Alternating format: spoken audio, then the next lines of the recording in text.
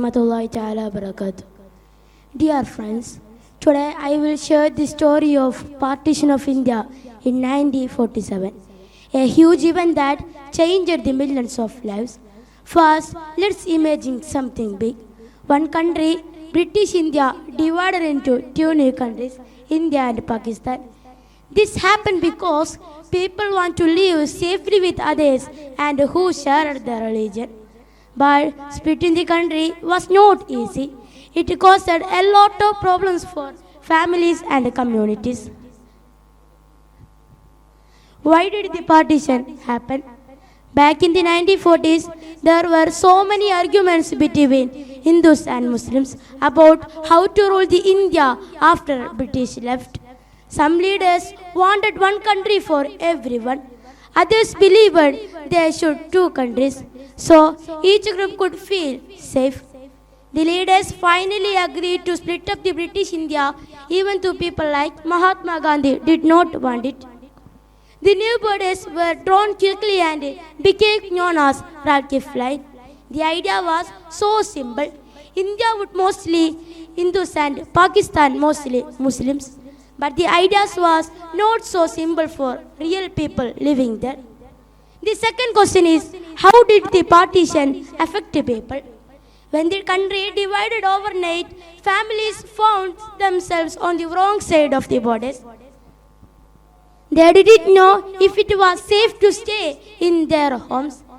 Over 50 million people packed their bags, riding trains or traveling by cars to reach the new countries that matched their religion.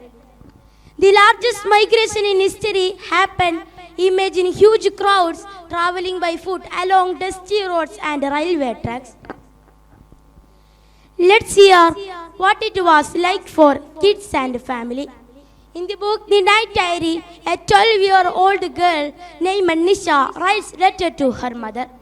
She describes riding on crowded trains, worrying about food, and hoping her family will stay together. Some families packed only things they could carry. Others believed had to leave pets, toys, even friends behind forever. Many got separated, and some never found each other again. Can you imagine packing a bag to leave from your home, not knowing if you will ever return? Partition was not peaceful. Many fights broke out. Cities, towns, trains full of refugees became the targets for attacks. Historians say over 1 million people died from violence and sickness. People arrived crowded refugee camps, tents or shelters where thousands lived side by side. Children and older people suffered the most. Some never found their parents or siblings again. The Radcliffe Line cut across villages, homes, or rivers. Suddenly, neighbors and friends were part of different countries. Today, India and Pakistan had to decide how to share the resources like water, money, or army. They argued over places like Kashmir, which caused so many fights still happen today. So, what do we learn from partition? Families lost homes, faced hunger, and were separated. But they also showed bravery and kindness.